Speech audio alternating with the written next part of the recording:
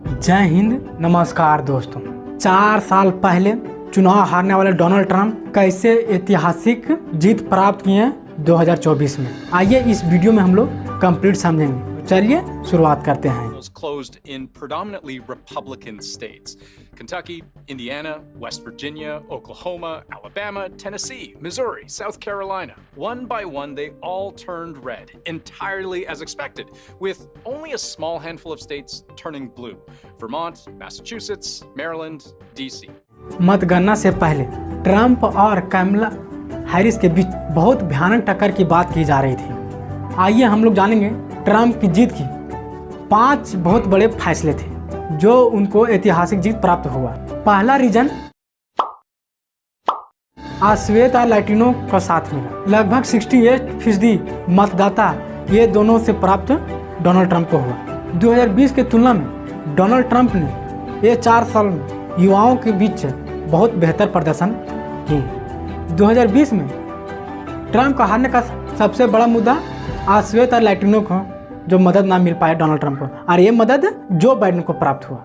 इस वजह से जो बाइडेन 2024 में चुनाव निकाल पाए थे और ट्रंप का हार हुआ था। इन मतदाताओं ने डोनाल्ड ट्रंप पर अधिक भरोसा जताया। ट्रंप ने फ्लोरिडा में मियामी-डेड काउंटी में अपना कब्जा जमाया। दूसरा सबसे बड़ा कारण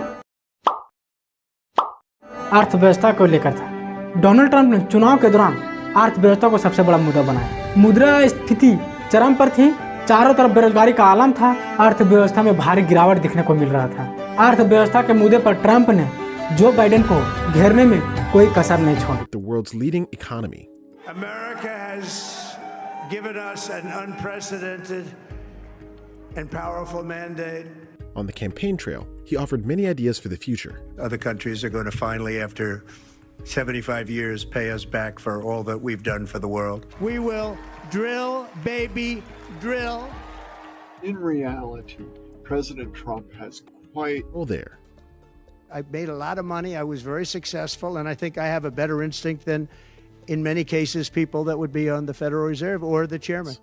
The higher the tariff, the more likely it is that the company will come into the United States and build a factory in the United States so it doesn't have to pay the tariff. On day one, I will launch the largest deportation program in American history. ये इनका सबसे बड़ा कारण था। तीसरा reason था आयकर को लेकर। ट्रंप ने चुनाव में वादा किए थे आयकर को या तो फिर हम खत्म कर देंगे या फिर कम करने के वादा किए थे। ट्रंप की जीत इस आवाज को अहम माना गया था अमेरिका में। इलेक्शन रैली के दौरान डोनाल्ड ट्रंप कहते हैं अगर वो अमेरिका के प्रेसिडेंशियल इलेक्शंस जीत जाते हैं तो वो अमेरिका में इनकम टैक्स खत्म कर देंगे। यानी अमेरिकन्स जो हजारों डॉलर्स एज अ टैक्स पे करते हैं, अब वो इस पैसे का यूज अपनी लिविंग स्टैंडर्ड को इम्प्रूव करने में कर पाएंगे। वैसे इंडिया में भी अगर आपकी इनकम 15 लाख से ज्यादा है तो आपको भी 30% टैक्स देना होता है। तो क्या इंडिया में इनकम टैक्स खत्म होना चाहिए? लेकिन उससे पहले एक सवाल, अगर इनकम टैक्स नहीं होगा तो अमेरिका की गवर्नमेंट रन कैसे करेगी? डोनाल्ड ट्रंप का कहना है कि इंडिया, चाइना, साउथ कोरिया और जापान जैसे देश अमेरिका में अपने प्रोडक्ट्स को सेल करते हैं और मोटा पैसा कमाते हैं। इसीलिए इन देशों पर डोनाल्ड ट्रंप डबल टैरिफ लगाएंगे और इंडिया, चाइना के पैसे से अमेरिकन इकोनॉमी रन होगी।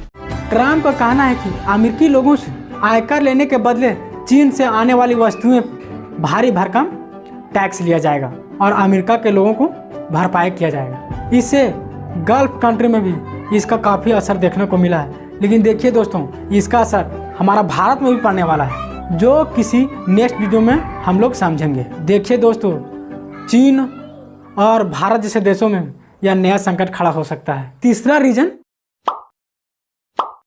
इमिग्रेशन को लेकर था। इमिग्रेशन क्या है?